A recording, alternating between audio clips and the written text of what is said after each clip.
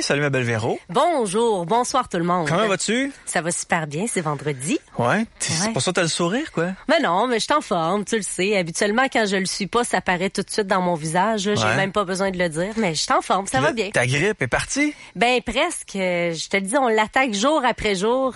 De plus en plus férocement. Je te dis, on revient mardi, là, après 3 jours de congé, je vais être en super forme. C'est à cause des Tylenol ou de ton yoga, là? Je pense que c'est le yoga, sérieusement. Ça fait des miracles. J'ai même pas pris de médicaments, puis là, c'est en train de partir de... C'est le yoga chaud, là. Oui. Tu as fait du yoga chaud, puis ta grippe est partie comme ça rapidement. Mais tu vois, c'était pas une grippe d'homme. Non, tu penses que sinon, ça aurait duré au moins une semaine, hein? Une grippe d'homme, ça part pas avec le yoga chaud. Non. En fin de semaine, tu vas-tu être présente au tailgate? C'est sûr que je vais faire un tour demain. Je vais être là en fin de journée parce que tu m'as annoncé hier que c'était un tailgate de soirée. J'aurais pas dû te le dire. T'aurais été belle à voir demain matin à 6 heures. Eh oui, je me serais pointée avec mon Baileys pour mettre dans mon café, là. Déjà prête. Ouais. All right, commençons donc l'émission. Ce soir au Show-Tard, on jase avec le directeur du Centre québécois des mariages internationaux. Son nom, c'est Antoine Monnier. Salut Antoine. Bonsoir, salut Yannick. Comment ça va? Ça va super bien. Bienvenue à Québec. Ouais. D'où viens-tu, toi? Je suis d'origine française. Je viens de la France, oui. J'aurais jamais douté. Donc, t'es né en France? Je suis né en France. T'es arrivé au Québec depuis combien d'années? Ça fait... je suis arrivé en 97, donc ça fait quand même 15 ans, un peu plus... Oui, ça fait 18 ans, en fait, que je suis... Juste parler dans le micro, on va t'entendre plus fort. Donc, ça fait 18 ans que t'es au Québec? Oui. T'aimes-tu encore ça? J'adore le Québec. Oui, pourquoi? Oui. Ben, je trouve que la vie au Québec est beaucoup plus simple qu'en France. Je trouve que les relations sont plus directes, sont plus sincères, plus franches, et je trouve aussi que le Québec est un pays extraordinaire. En fait, une province. Oui. Pas encore un pays. Es-tu souverainiste en plus?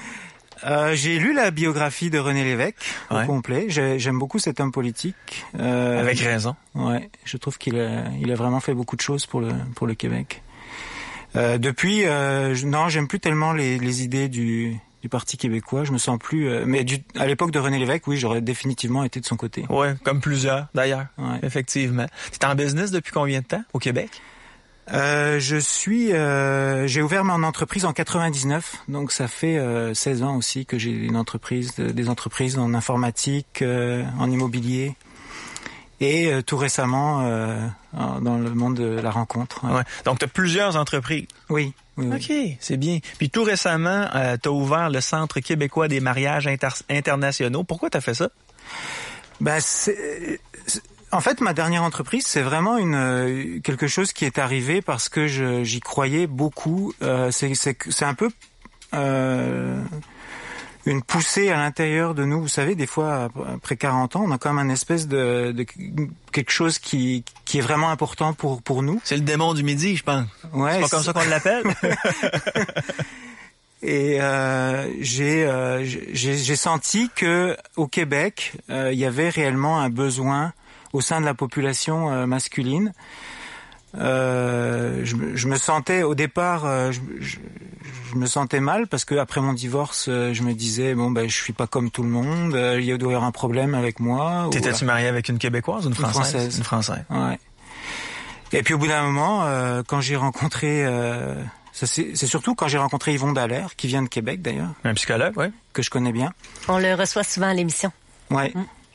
J'ai suivi toutes ses formations, j'ai lu ses livres, et c'est quand je l'ai rencontré que je me suis dit non, il y a un problème, il y a un problème vraiment dans les relations hommes-femmes au Québec, et j'ai eu l'idée de créer cette entreprise-là. Est-ce que c'est uniquement au Québec selon toi, ou c'est un peu partout en Amérique du Nord? C'est un peu partout en Amérique du Nord, mais moi je vis vraiment que au Québec. Je vais pratiquement jamais aux États-Unis. Je vais de temps en temps en Ontario, mais je vais en fait plus souvent en Russie et en Ukraine qu'aux États-Unis ou dans le reste du... moi, j'aime beaucoup le Québec parce qu'on y parle français. Pour moi, la langue française, c'est très important. C'est ce que j'essaye de dire à ma conjointe, c'est que je veux absolument qu'elle apprenne le français. Le français, justement, j'étais à Toronto il y a 2 semaines, puis je me sens... Franchement, à Toronto, je me sens pas chez moi. Je me sens vraiment pas chez moi. Selon toi, les Québécois, c'est un peu plus chaleureux. C'est un peuple un peu plus chaleureux que le reste du Canada. Ouais, et puis c'est aussi une culture dont je me sens beaucoup plus proche. Je me sens Des fois, ça peut être un peu ridicule parce que j'ai quand même l'accent français, mais des fois, je dis, je me sens québécois. Est-ce que tu te sens plus québécois que français? Parce que j'ai un de mes amis, Didier, qui doit nous écouter, puis il est en France, puis lui, il se dit pas mal plus québécois que français, alors qu'il est né en France. Il est venu ici pour quelques années, puis après ça, il est retourné en France pour régler certains trucs parce qu'il y avait une entreprise là-bas. Mais toi, tu te sens plus québécois que français? Sur certains sujets, comme par exemple sur le monde du travail, oui, clairement, je me sens plus québécois. Maintenant, quand on est né dans un pays, c'est difficile de le renier. C'est difficile de le renier. Ah ouais. On est toujours fier quand on entend, quand l'équipe de France de football gagne la Coupe du Monde. J'ai toujours fier. Ouais, avec raison, avec raison. Ok, les gars du Québec ont de la misère à trouver l'amour. C'est ce que toi t'as constaté? Moi, j'habite Montréal. Je suis donc j'ai l'occasion de rencontrer beaucoup d'hommes de mon âge, entre 40 et 50 ans. Pour un homme, de dire qu'il a du mal à trouver l'amour, c'est quand même une humiliation assez profonde. Il n'y a pas beaucoup d'hommes qui vont vous dire directement qu'ils ont du mal à trouver l'amour. Ça, je n'en ai pas encore rencontré. Par contre, on peut constater qu'il y a manifestement... En fait, quand Yvon Dallaire commence ses classes, il dit la situation du couple au Québec va très mal.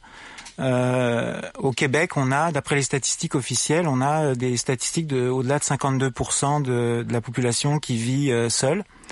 Et on a des statistiques qui sont plus élevées qu'à Paris. Et Paris est pourtant la capitale la plus où il y a le plus de célibataires au monde.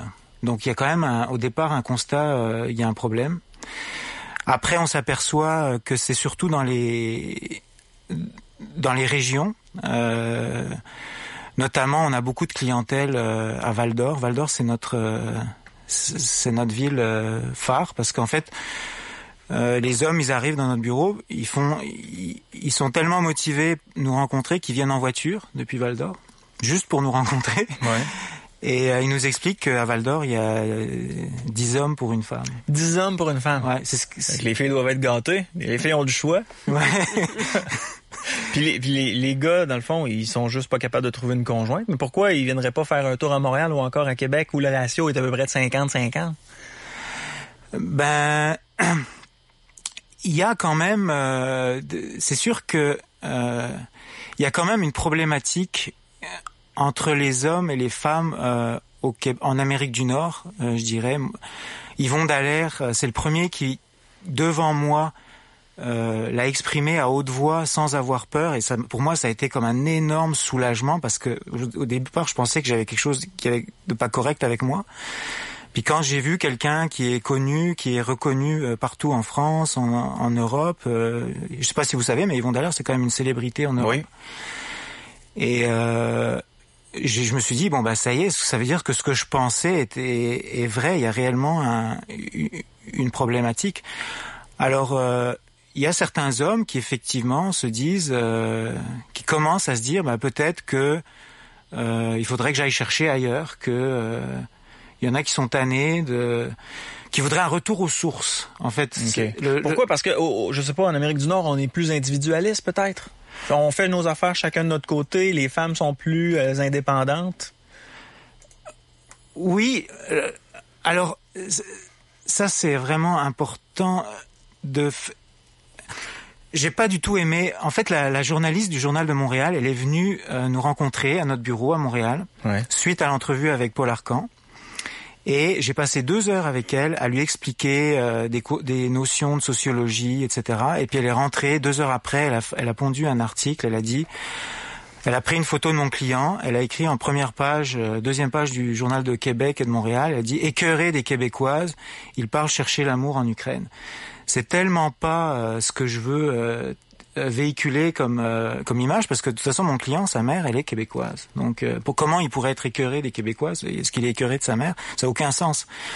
En fait, c'est simplement que en Amérique du Nord, la pression sociale n'est pas la même que dans les pays d'Europe de l'Est. En Amérique du Nord, moi j'ai une fille qui a 20 ans, et si ma fille de 20 ans se mariait aujourd'hui ou demain matin, et puis qu'elle décidait d'arrêter ses études pour élever des enfants, ça serait un échec complet du point de vue de la société. Il y aurait des jugements qui seraient faits par rapport à elle. Ce serait vraiment une catastrophe. Mon Dieu, tu vas détruire ta vie. Mais en fait, moi, je vois pas de problème si c'est son choix personnel. Dans le cas où, je veux pas parler de ta fille, mais dans le cas où ta fille décide, elle, de se marier puis d'avoir des enfants puis d'arrêter de travailler, il y a plusieurs couples québécois qui fonctionnent comme ça, puis on juge pas nécessairement. Je pense qu'il y a quand même une pression sociale qui est très forte au Québec qui pousse les femmes à prioriser leur carrière professionnelle versus la vie de famille. En tout cas, c'est ce que je ressens, c'est ce que je vois et c'est ce qui est confirmé aussi par...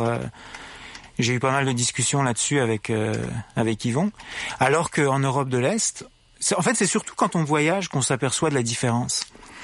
Quand on voyage dans les pays comme la Russie ou l'Ukraine, c'est l'opposé. C'est-à-dire qu'une femme doit d'abord se réaliser dans sa vie de famille et dans ses enfants plutôt que dans sa vie professionnelle. C'est plus important. Ouais, peut-être. C'est pour certaines personnes. Il y en a d'autres qui vont dire, moi, ma carrière est de l'avant, puis si un jour j'ai des enfants, j'en aurai, puis je m'occuperai d'eux à ce moment-là. Ouais. Mais est-ce qu'il y a une perte de valeur au Québec, selon toi? Est-ce que les valeurs familiales disparaissent parce qu'on est une société un peu plus indépendante, puis les femmes sont de plus en plus indépendantes? On se le cachera pas, on regarde dans le passé, les suffragettes ont travaillé extrêmement fort pour avoir le droit de vote. T'sais. Ouais. Puis avec raison, Caroline, c'est normal que les hommes puis les femmes soient égaux. Mais dans le temps, c'était totalement anormal qu'une femme puisse décider de pour qui elle pouvait voter. T'sais.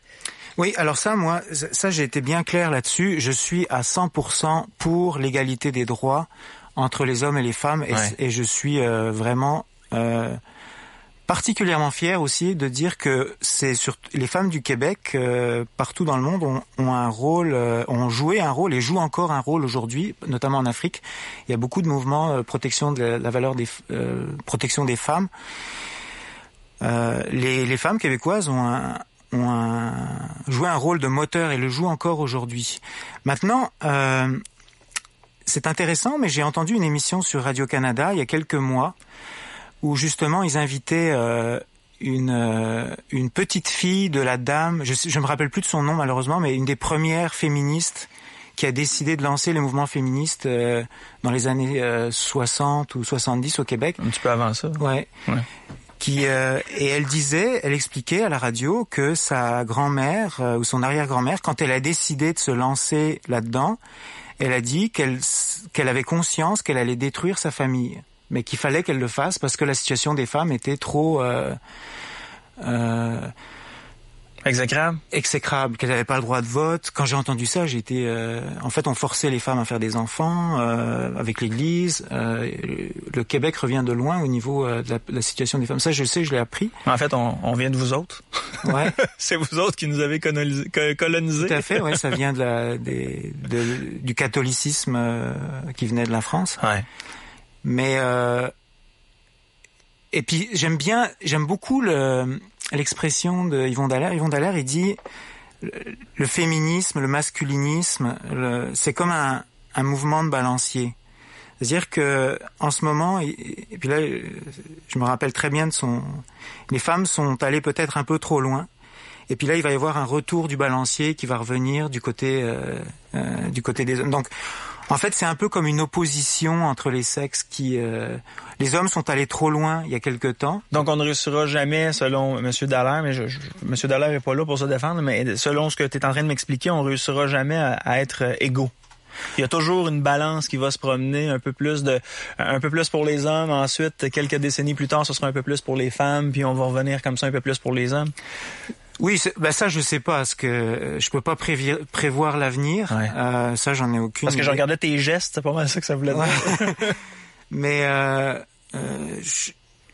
je pense qu'on est peut-être allé un peu trop loin aujourd'hui. En tout cas, moi, des fois, je me sens mal. Ouais, quand j'écoute la radio, surtout quand j'écoute Radio-Canada, des fois, je me sens mal. Ouais. Je me souviens une fois... Mais est-ce que ça va mal dans nos couples parce que le féminisme, selon toi, est beaucoup trop présent? Je trouve que ça va mal dans nos couples parce que être un homme au Québec, ça n'a pas la même valeur que d'être un homme en Russie ou en Ukraine. Les valeurs masculines sont moins mises de l'avant, sont même parfois récriminées. Souvent, des fois, j'ai l'impression, je dis... est-ce qu'on est coupable parce qu'on est des hommes? Moi, je me souviens d'une fois, justement, vous en parliez à votre antenne avec un avocat, je vous ai écouté, qui parlait de l'histoire avec Marc Lépine, avec Polytechnique, et qui disait votre invité se choquait parce que les conservateurs n'étaient pas présents au défilé de C'est Monsieur Bellemare. Oui, c'est ça. Et moi, la première fois que j'ai entendu cet épisode à la radio, c'était sur Radio-Canada, ils interviewaient une femme dans la rue et elle expliquait qu'ils manifestaient ce jour-là, le jour de l'anniversaire de Polytechnique, puis elle expliquait qu'elle manifestait contre la violence intrinsèque et l'agressivité des hommes avec l'instinct destructeur des hommes, qu'elle luttait contre ça. Alors là, moi, je suis un homme, j'écoute la Radio nationale, et j'entends un message comme ça. Je viens d'embrasser ma fille, de l'amener à l'école. J'aime ma fille, je serai prêt à tout pour ma fille. J'ai une femme, je respecte les femmes. J'ai jamais frappé une femme de ma vie. Puis j'entends une personne qui s'exprime comme ça dans une radio nationale, qui parle au nom d'un mouvement contre l'instinct et la violence destructrice qui est contenue dans chacun des hommes. Je me dis, mon Dieu. Au départ, on se sent mal, on se dit... Je me souviens, cette journée-là, je me suis senti mal toute la journée. Ça t'a touché, toi, personnellement? Oui. OK. Moi, c'est pas le genre de choses qui me touche personnellement parce que je sais qu'on n'est pas comme ça. T'sais. On n'est pas nécessairement comme ça. Mais je sais qu'il y a certaines femmes qui sont extrêmement féministes qui peuvent le penser, effectivement. Ouais. Et je me souviens aussi d'une scène quand j'ai été dans... Justement, vous parliez aussi... à votre antenne, une émission qui m'a beaucoup touché. J'ai écouté en venant de Toronto. Vous avez invité une dame qui est avocate, qui parle des hommes qui sont qui ont même plus assez d'argent pour vivre à cause des pensions alimentaires. Oui, c'était pas une dame avocate, mais c'est une dame qui vient en aide à ces hommes-là, effectivement. Ouais, ben ça m'a vraiment touché, cette émission-là, parce que j'aurais bien voulu intervenir d'ailleurs, parce que moi, le jour de mon divorce, quand moi j'ai décidé, j'étais dans cette situation-là en fait. Et j'avais décidé de me défendre, et mon avocate, elle s'est adressée à la juge, et elle a posé la question à la juge, est-ce que le fait d'être un homme au Québec, est-ce qu'on est coupable parce qu'on est un homme au Québec? C'est-à-dire que dans les jugements de divorce ou dans les jugements de pension alimentaire ou de ces choses-là, en fait, il y a un réel problème, et vous l'avez vraiment bien exprimé dans votre antenne, c'est que quand on arrive devant le tribunal, l'homme est par définition coupable et la femme a par définition raison. Et dans mon cas, j'ai vu le visage de la juge qui a changé de couleur, et mon avocate était très bonne, j'ai pris la meilleure avocate et j'ai gagné ma cause. Et moi, je voudrais donner un message d'espoir à tous les hommes qui, justement, se trouvent dans la situation que vous avez décrite. C'est que... Et puis, moi, je suis fier de ce que je fais parce que je vois des hommes qui commencent à devenir nos clients. Puis tout d'un coup, ils s'aperçoivent que d'être un homme, c'est pas si grave que ça. OK. Parlons du Centre québécois des mariages internationaux. C'est quoi exactement? Ouais. C'est une agence de rencontres, ce n'est pas un site de rencontres. Donc il faut faire la différence. Un site de rencontre, c'est un site web dans lequel vous vous inscrivez, vous rencontrez personne, vous payez des mensualités. Une agence de rencontres, nous on établit un lien personnel avec nos clients. Donc nos clients viennent nous rencontrer, ou alors s'ils peuvent pas, parce qu'il y en a qui sont quand même assez loin, on le fait à distance. Et on établit un lien avec eux, un lien contractuel, mais aussi un lien humain et psychologique. Donc on les accompagne dans tout le processus. Parce que développer une relation d'amour entre deux cultures différentes, qui sont très différentes, il y a beaucoup d'enjeux, il y a beaucoup de challenges, et si on n'est pas accompagné pendant tout ce processus-là, ça peut devenir difficile, en fait. Donc, lorsque l'homme arrive chez vous, j'imagine qu'il a fait quand même une petite visite rapide sur votre site Internet. Il a regardé quelle fille l'intéresse ou non. Il arrive chez vous, il dit, écoutez, j'ai vu telle fille, elle m'intéresse, est-ce qu'on peut entrer en contact avec elle? Est-ce que ça ressemble un peu à ça? Oui, c'est souvent. Alors oui, effectivement, c'est très bien vu. Les hommes, ils regardent notre site, et ils regardent les photos, et puis ils arrivent, et puis ils disent, ok, moi, je veux me marier. Il y en a certains qui arrivent, ils ont vu juste les photos, ils disent, je veux me marier déjà avec en amour, hein? Olga. Ils ont vu juste la photo et ça y est, ils veulent se marier. Donc c'est les gars, ça. Ouais. Parce que disons-le, les filles qui sont sur le site sont quand même très jolies, hein? Ouais. Oui.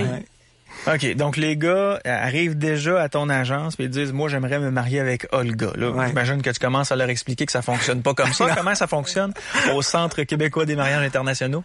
Ben déjà, il faut modérer en fait les sentiments, c'est-à-dire c'est vrai que les hommes ils tombent tout de suite amoureux sous le charme. Sous le charme. Donc on leur explique que ça peut pas fonctionner comme ça, que déjà premièrement, il faut demander l'autorisation à la fille si elle est intéressée. Donc ça marche dans les deux sens. Donc, et est-ce que c'est vous qui entrez en contact avec la fille? Oui, tout à fait. Alors nous, on est en relation chaque jour avec nos partenaires et on leur communique les caractères, les caractéristiques psychologiques, les endroits où ils vivent de nos clients. Et puis on a une information vraiment fraîche on peut savoir au jour le jour où est la personne avec qui les gens communiquent. Et puis aussi, on peut garantir à nos clients qu'ils ne communiquent pas avec un robot ou avec une personne qui est payée pour écrire des lettres, comme c'est souvent le cas sur des sites de ce genre. Mais vous pouvez savoir au jour le jour où la personne est? Je comprends pas.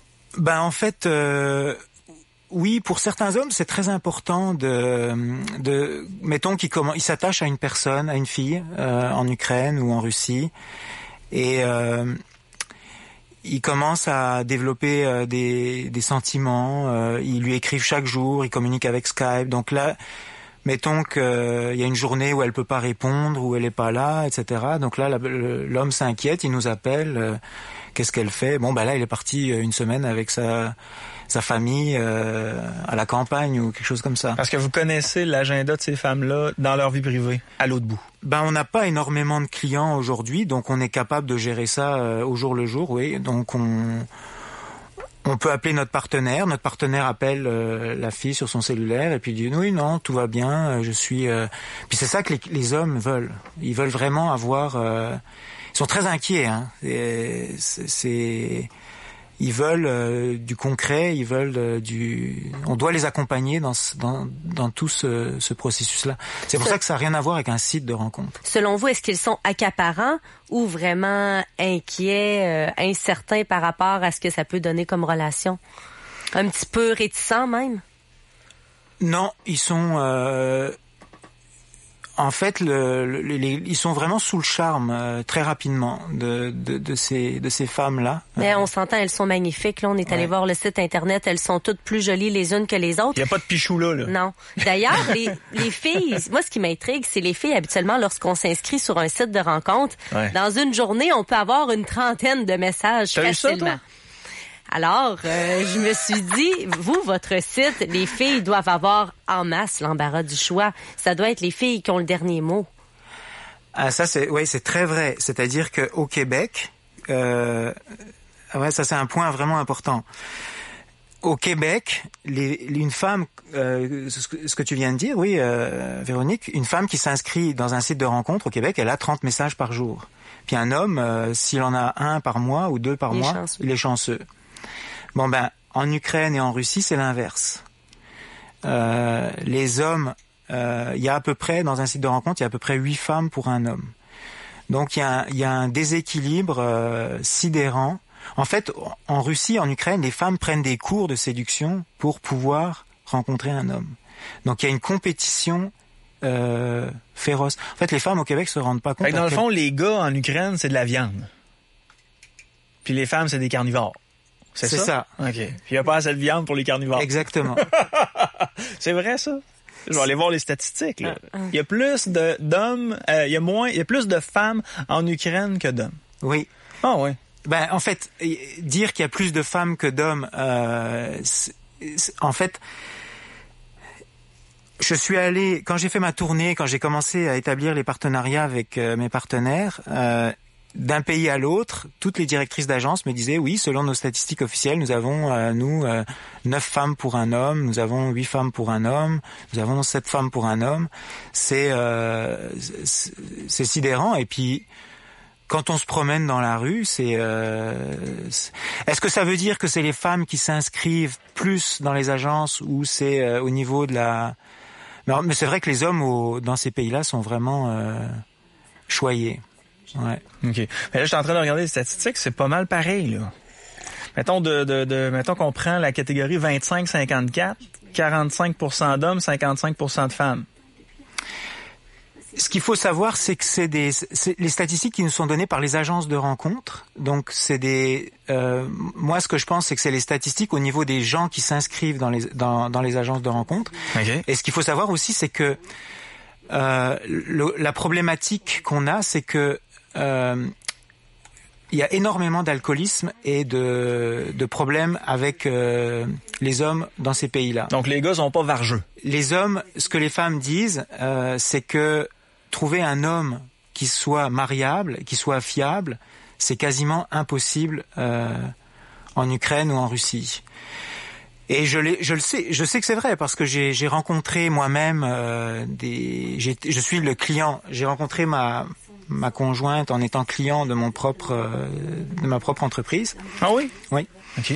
Et j'ai rencontré des femmes à Saint-Pétersbourg qui y étaient prêtes à être la seconde épouse d'un homme correct, juste pour pouvoir le voir une fin de semaine sur 2 et pour qu'elle ait des enfants avec lui, parce qu'elle était incapable. On comprend que c'est particulier, là. Ouais. Il faut être vraiment désespéré, là. Exactement. Accepter de passer deuxième derrière une autre personne pour pouvoir être avec quelqu'un. Ouais, c'est... Je sais pas toi, je suis pas sûr que toi t'accepterais ça. Là. Non, j'accepte pas. Non. Non, c'est assez sidérant. Alors, les hommes me posent toujours la question, mais pourquoi? Alors, il y a plusieurs explications. Il y a l'alcoolisme. Il faut savoir que la vodka en Russie coûte moins cher que l'eau. Que l'eau, oui. En bouteille. On voit beaucoup d'hommes complètement ivres, même sur la rue. Il y a beaucoup de problématiques économiques. Il y a aussi beaucoup de mortalité à la guerre. C'est des pays qui sont beaucoup en conflit.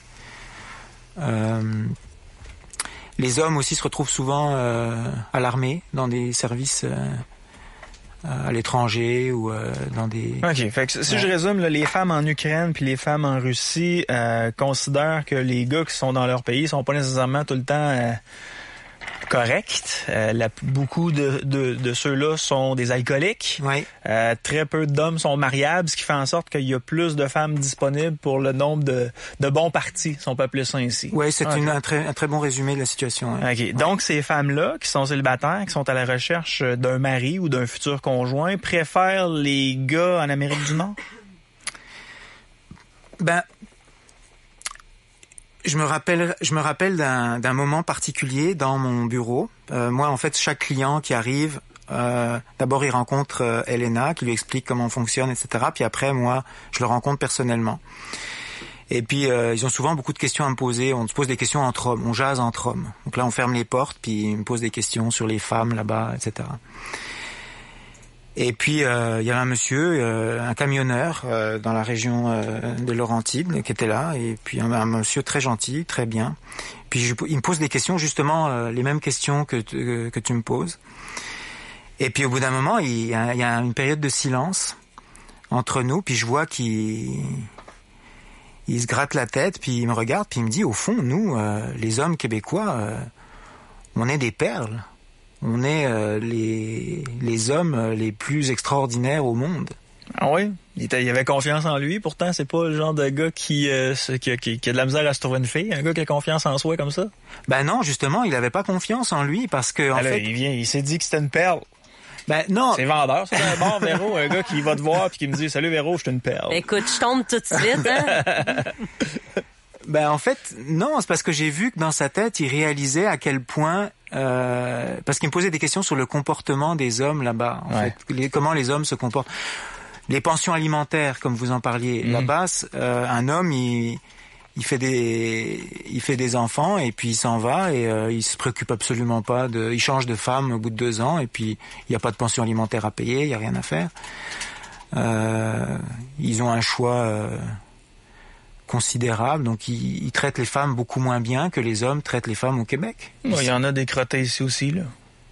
Il y en a qui sont pas corrects aussi ici, là. Oui, bah c'est sûr, dans tous les pays, mais je veux dire, si vous voyez la situation, moi j'ai vu on m'a raconté des histoires, c'était à tomber par terre. Mais ces femmes-là qui sont magnifiques, là, je suis allé les voir sur ton site Centre québécois des mariages internationaux, sont toutes magnifiques, là, ok. Puis on a tendance, parce qu'on a certains préjugés, là, on a tendance à se dire, ben les gars qui se présentent là, ils ont tout essayé avant au Québec, puis là sont tellement, savent tellement plus quoi faire qu'ils décident de faire affaire avec une agence de rencontre pour pouvoir rencontrer une fille. Mais bien souvent, les gars sont pas nécessairement l'équivalent des femmes qu'ils recherchent en matière de beauté, exemple. Non? Ben, c'est pas forcément... par rapport au début de ta phrase, quand tu dis que les gars sont désespérés, c'est pas forcément vrai.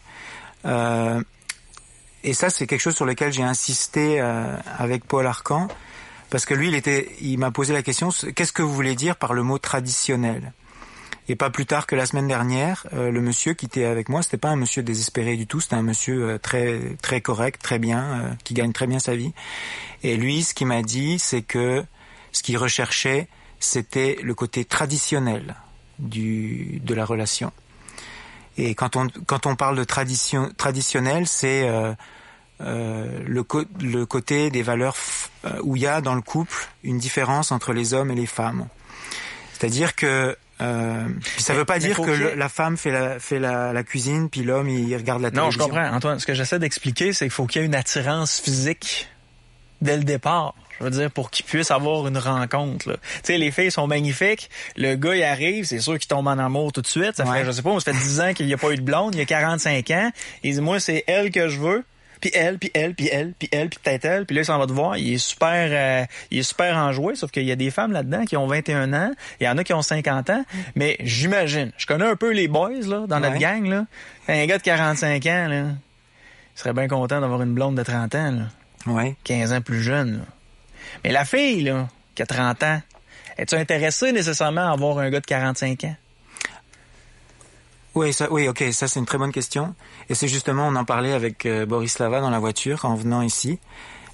Boris Lava, qui est psychologue, en fait, et puis elle a travaillé toute la semaine dans l'agence. Et en fait, il faut qu'on insiste. En fait, le caractère de la beauté physique, ça joue contre nous. Parce que nous, si on veut, notre objectif, c'est de faire des rencontres sérieuses et de créer des mariages et des vraies relations. Et les hommes, effectivement, ça leur prend un certain temps avant ils sont un peu dans un état d'ébriété quand ils vont là-bas. Puis il faut qu'on les amène vers une relation consciente. En russe, on dit assaznane lyubov, une relation on s'est choisi avec Boris Lava pour des critères c'est sûr que elle me plaît par sa beauté physique, mais on essaye d'expliquer à nos clients que ça va beaucoup plus loin que ça. Oui, ça je le comprends. Je veux dire, si t'étais laid, là, puis je vois Bratislava qui est magnifique, je dirais, OK, ben, tu sais, elle doit avoir de bonnes valeurs, là. Mais tu sais, t'es un beau gars, elle, c'est une belle fille. Ça, tu sais, ça, dans ce cas-ci, je trouve ça correct. Ouais. Mais dans le cas où, je sais pas, moi, mon oncle, lui, ça fait, je sais pas, 20 ans qu'il est seul, qu'il a pas fait attention à son apparence physique, puis il veut une jeune coquine de 21 ans qui, elle, fait vraiment attention à son apparence physique, il peut y avoir un problème. Oui. À moins que la fille qui est à l'autre bout soit tellement écœurée d'être là puis qu'elle vive tellement de problèmes qu'elle se dit, ben, je veux m'échapper de l'Ukraine parce que la guerre puis la pauvreté puis je suis écœurée, ben, je vais m'en aller en Amérique. Ouais, c'est une très bonne question. Et justement, je remercie notre Premier ministre, Stephen Harper, d'avoir voté une loi, justement, qui va en notre faveur. C'est-à-dire que, et ça je le dis à mes clients, effectivement, il y a des hommes qui sont une apparence physique pas terrible, puis qui ont de l'argent et qui sont intéressés. On a eu plusieurs cas comme ça, des chefs d'entreprise, puis eux, ils veulent ils mettent un critère, elle doit être... ils vont un peu comme au marché. Ouais, c'est ça. Et puis, jeune femme, 21 ans, voilà. cheveux bruns, yeux verts. Alors ça, on n'accepte pas. Non. Et on leur explique tout de suite que ça fonctionnera pas. Mais oui, c'est-à-dire que Stephen Harper a fait voter une loi en 2012. Tout mariage arrangé ou non sérieux, c'est-à-dire si la femme décide de quitter l'homme une fois qu'elle est au Canada, elle doit vivre au moins 2 ans avec lui.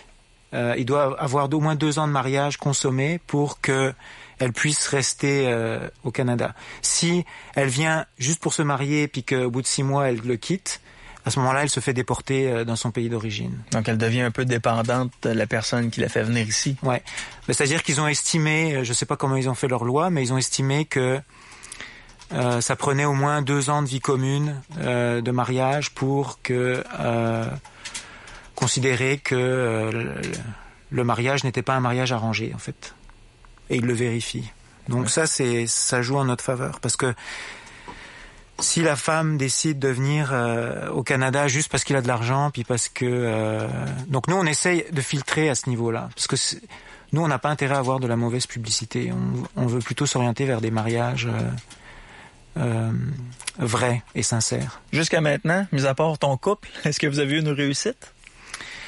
On a ouvert en janvier. On a des hommes qui sont en relation, mais on n'a pas encore eu de mariage officiel. J'espère que ça va se produire. As-tu déjà eu des premières rencontres? Oui. On a. J'ai fait un film avec un de mes clients au mois de juin en Ukraine, que j'ai accompagné. Là, au mois d'octobre, je vais accompagner plusieurs clients. Donc, pour mon autre voyage. Ce que j'aime bien faire, c'est d'accompagner mes clients pendant le voyage, parce que ça apporte beaucoup plus de sécurité, puis c'est plus facile pour moi de les aider sur place, de leur donner des conseils, etc.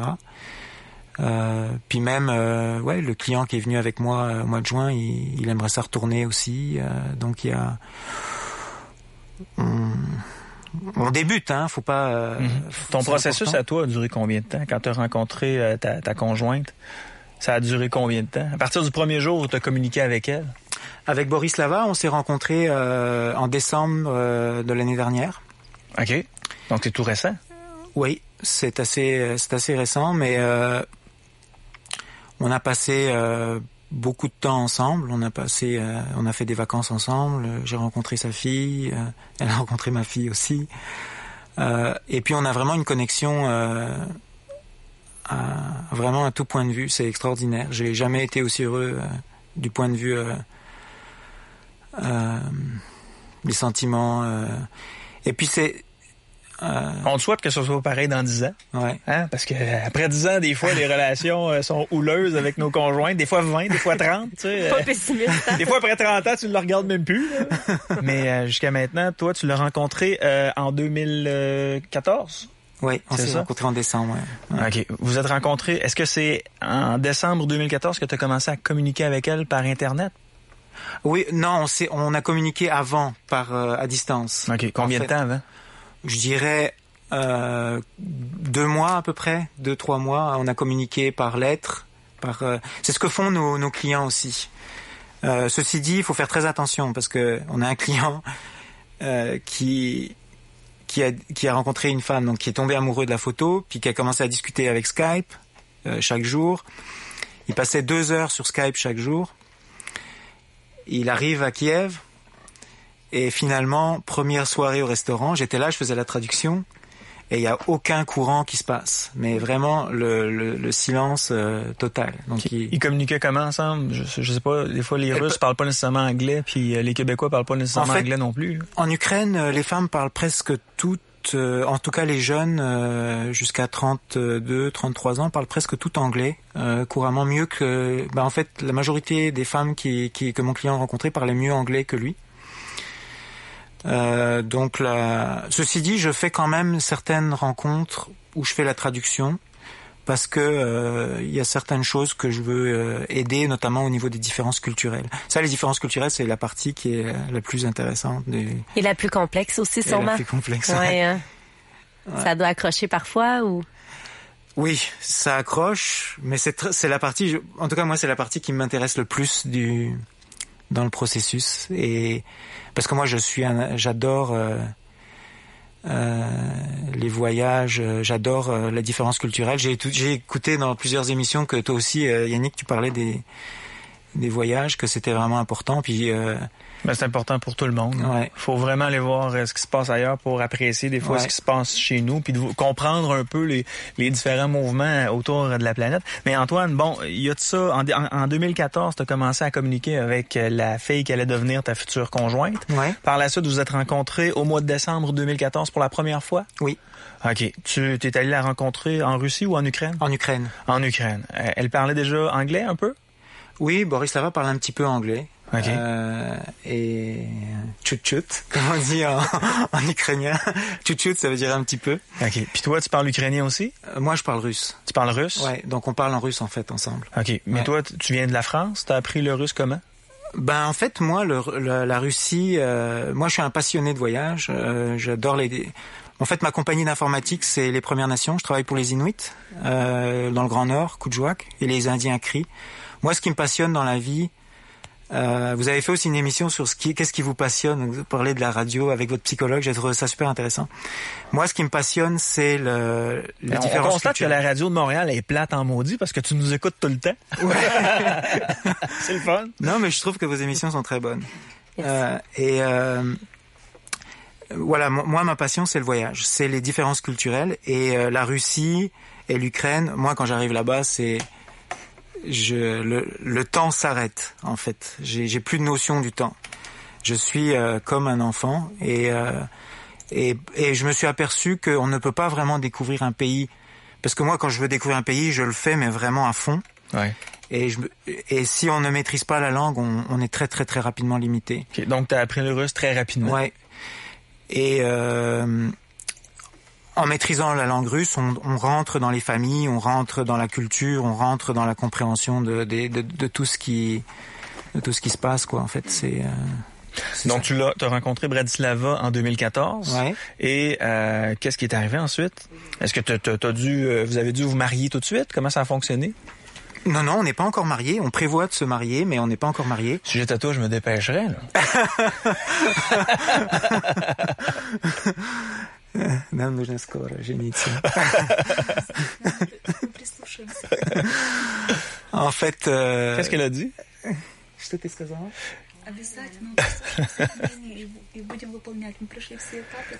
Elle dit qu'il faut... C'est très important ce qu'elle dit. Elle dit qu'il faut respecter toutes les étapes avant le mariage. Ouais. Et qu'il y a des étapes à respecter, et c'est ce qu'elle explique. En fait, elle a écrit un article sur un site internet, elle a dit qu'il y a des étapes. Il y a des étapes de suspicion, il y a des étapes où on s'apprivoise, il y a des étapes de...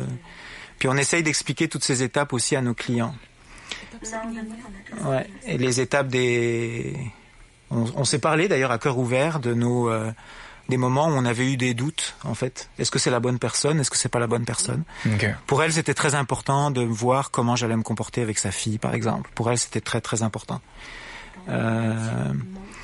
Donc, en décembre 2014, vous vous êtes rencontrés. T'as pas eu à la marier. Non. Puis là, elle est arrivée ici quand? En sol canadien? Elle est arrivée elle est arrivée il y a une semaine. Elle est arrivée le 29 août. Ah, ben c'est pour ça que t'as les yeux comme ça. Oui. C'est encore tout nouveau. Oui. OK. Donc, elle est arrivée le 29 août, puis elle est ici pour combien de temps? Elle est ici pour un mois, un peu plus qu'un mois, 6 semaines. Elle va repartir au mois d'octobre. Moi, je retourne en Ukraine au mois d'octobre avec mes clients. Au mois de décembre aussi, on va passer 3 mois ensemble, on va faire Noël ensemble dans sa famille. Puis on prévoit de se marier probablement janvier, février, début de l'année prochaine. OK. Puis le processus pour que tu puisses amener Bratislava ici avec sa fille, est-ce que c'est pour bientôt? Comment ça fonctionne? Alors, c'est un processus qui s'appelle le sponsorship. Il faut être citoyen canadien. Ouais. Et il faut en fait justifier auprès du gouvernement, auprès de Immigration Canada, qu'on est un vrai couple en fait. Donc on doit, justement, on était avec l'avocat la semaine dernière. On doit écrire 15 pages de texte, raconter notre amour. On doit mettre des photos. On doit expliquer comment ça se passe. On va se marier en Ukraine, puis après le mariage en Ukraine, on va déposer nos documents auprès du gouvernement, et puis le gouvernement va évaluer si c'est un vrai mariage ou si c'est un mariage arrangé. Okay. En fait, si c'est un vrai mariage, ce qui sera le cas dans notre cas, donc on n'a pas de raison de s'inquiéter, mais il y a eu beaucoup de situations d'excès où il y avait des gens qui se mariaient juste pour donner la citoyenneté à quelqu'un. Donc, mais ça, Stephen Harper, il a passé des lois très strictes par rapport à ça, donc il faut maintenant, et puis moi je trouve ça bien parce que ça donne plus de crédibilité à notre processus en fait. Bratislava, lorsqu'elle arrivera au Canada avec sa fille, toi tu devras te porter garant d'elle pendant combien de temps? Alors c'est 3 ans. On est responsable, on passe un contrat en fait, c'est ce que l'avocat explique. On passe un contrat, donc le gouvernement canadien nous dit ok, vous avez décidé de sponsoriser, de faire du sponsorship pour votre partenaire, pour votre conjointe. À ce moment-là, vous allez signer un contrat avec nous et vous allez dire que vous êtes responsable de cette personne et de sa fille, dans son cas, pendant 3 ans. Par contre, si jamais votre union, donc ça doit être un mariage obligatoirement, mais si votre union se termine dans les 2 premières années, cette personne-là va être déportée dans son pays d'origine. Et si donc vous ne serez plus responsable d'elle, mais c'est le gouvernement qui prend la décision de la ramener dans son pays. Et si ça se passe entre la 2e et la 3e année, à ce moment-là, vous allez devoir effectivement vous porter garant de cette personne du point de vue médical, du point de vue de la couverture sociale, etc. Donc effectivement, il y a un risque. Maintenant, nous, on est là pour aider nos clients à faire un choix sérieux et un choix qui... Puis ce qu'il faut savoir aussi, c'est que dans ces pays-là, le mariage, c'est vraiment quelque chose de sacré et c'est pas quelque chose qu'on... On a une approche beaucoup plus légère ici en Amérique du Nord avec le mariage que ce qui est le cas dans certains pays. Dans certains pays, oui. OK. Quoi encore une fois, au Québec, il y a des gens qui prennent toujours ça au sérieux, le mariage. Oui. Ouais. OK. Beaucoup de gens qui m'écrivent pour me demander, ça coûte combien faire affaire avec le Centre québécois des mariages internationaux? Comment une ouverture de dossier, exemple, ça peut coûter combien? Alors, notre forfait le plus populaire, c'est le forfait de Kiev, parce que c'est là qu'on a le plus d'adhérentes. Donc, au total, ça coûte $2,000. Vous avez la majorité des clients donc payent les frais d'inscription de $200.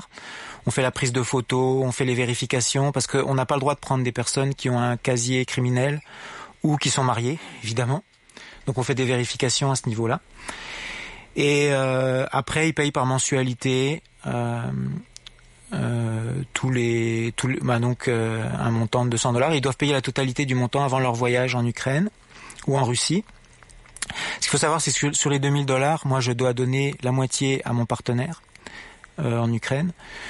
Donc, pour l'instant, donc moi, j'ai plusieurs entreprises. Je fais absolument pas ça pour l'aspect financier. On n'est pas, c'est absolument pas l'objectif. L'objectif, c'est vraiment c'est une conviction personnelle que j'ai. Puis ce que je disais aussi à Borislava. Elle me disait, s'il te pose la question, pourquoi tu as décidé de créer ça? En fait, moi, la première chose que j'ai répondu, c'est parce que je me sens tellement fier de faire découvrir à des hommes québécois une nouvelle culture, en fait. Puis elle me dit, ouais, mais ça a rien à voir avec le mariage. Et en fait, c'est parce que ça retrouvait mes passions et qu'est-ce qui me motive dans la vie, en fait. Okay. Donc, c'est $2,000 pour l'ouverture de dossier. Oui. Qu'est-ce que ça l'inclut, ce $2,000-là? Alors $2,000, ça inclut la communication. Donc notre client, une fois qu'il a payé ses frais d'inscription, on prend ses photos, on l'inscrit, etc. Donc là, il peut choisir autant de filles qu'il veut. Enfin, en fait, 6 par semaine. Et il choisit les filles avec les femmes, les adhérentes avec lesquelles il veut communiquer. Et nous, on doit demander l'autorisation à ces personnes-là si elles sont intéressées par notre client, en fait. Donc, si la personne est intéressée, notre client a le droit d'échanger 2 lettres aller-retour avec cette personne-là. Et au bout de 2 lettres, il peut éventuellement demander à avoir les coordonnées directes de la personne. Donc Skype, téléphone, etc. S'il y a un intérêt mutuel. Mais il n'y a aucune garantie que ça fonctionne, Antoine. Ah oui, ça c'est sûr, c'est certain. Moi, je suis une agence de rencontre. Je ne garantis pas que je mets en relation des gens au Québec avec des personnes majeures et vaccinées en Russie et en Ukraine. Maintenant, c'est sûr qu'avec des proportions comme on en a en Russie et en Ukraine, de femmes disponibles, éduquées, intelligentes, belles, les chances de résultats sont extrêmement élevées en fait. Donc, faut pas négliger cet aspect-là. Puis il y a beaucoup d'hommes qui en sont conscients. Puis ça inclut également l'organisation des rencontres quand la personne fait son voyage. Ça n'inclut pas, les $2000 n'inclut en aucun cas les billets d'avion ou le logement sur place. Il y a certains clients qui... sinon, c'est sûr qu'on rentrerait pas dans nos frais. Et puis, il y a à la demande de certains clients qui ne veulent pas payer ce montant-là, qui nous ont demandé de ne pas prendre de forfait et de payer seulement pour l'échange de lettres. Il y a des hommes qui arrivent, qui n'ont pas confiance en eux, qui disent c'est pas possible que cette femme-là s'intéresse à moi, et qui dit est-ce que je pourrais juste échanger une lettre. Alors à ce moment-là, c'est le forfait où on paye $10 par lettre. Donc, qui s'occupe de la traduction? Donc on a du personnel, Elena au bureau qui parle parfaitement français, anglais et russe, qui fait la traduction des lettres et qui les envoie à nos partenaires. OK, c'est de cette façon-là. Ouais. OK. All right. On va faire une courte pause. Je rappelle que ce soir, au Showtard, on jase avec le directeur du Centre québécois des mariages internationaux. Son nom, c'est Antoine Monnier. Son agence offre une autre option pour les hommes célibataires à la recherche de l'amour et surtout de valeurs familiales traditionnelles, comme il le dit si bien. Pour nous joindre en studio, si vous avez des questions, live à radiox.com. Vous pouvez le faire aussi par téléphone 670-9098 1877-440-2464. C'est la ligne sans frais partout au Québec. Le show. Radio X. La semaine, on parle pas mal. La fin de semaine, on décroche avec des légendes du rock. Légende du rock. Légende du rock. Et un animateur très rock'n'roll. Samedi et dimanche, 10h, Légende du rock. Présentation de Laval Volkswagen qui vous offre l'économique Jetta TDI au prix de la Jetta à essence, soit $259 par mois. Un escompte de plus de $3000. Vous pensez Volkswagen? Pensez Laval Volkswagen. L'ouverture du centre Vidéotron, on fête sa part. Et quoi de mieux qu'une compétition d'hommes forts? Ce dimanche à 13h, 8 des meilleurs athlètes de force du Canada s'affronteront lors d'une compétition de niveau national, dont Jean-François Caron, l'actuel champion canadien.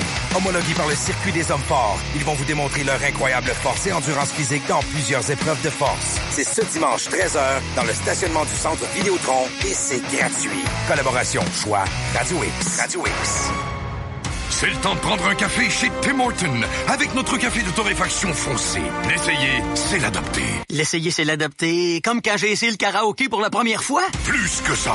Comme quand j'ai commencé la série télé Trahison à Brossard. Encore plus. Comme quand ma blonde m'a inscrit à des cours de ballet jazz. J'aurais pas continué ça si j'étais toi. Pourquoi? Essayez le café de torréfaction foncé de Tim Hortons. Un café au goût corsé, juste assez intense, que vous adopterez du premier coup. Seulement chez Tim, dans les restaurants participants. Un week-end mémorable et une ambiance électrique. Les 12 et 13 septembre au Centre Vidéotron, on brise la glace. Assistez au week-end d'ouverture et d'inauguration officielle avec en vedette vos remparts de Québec contre Rimouski et Chicoutimi. Billets à l'unité pour tous les matchs de la saison 2015-2016 maintenant disponibles.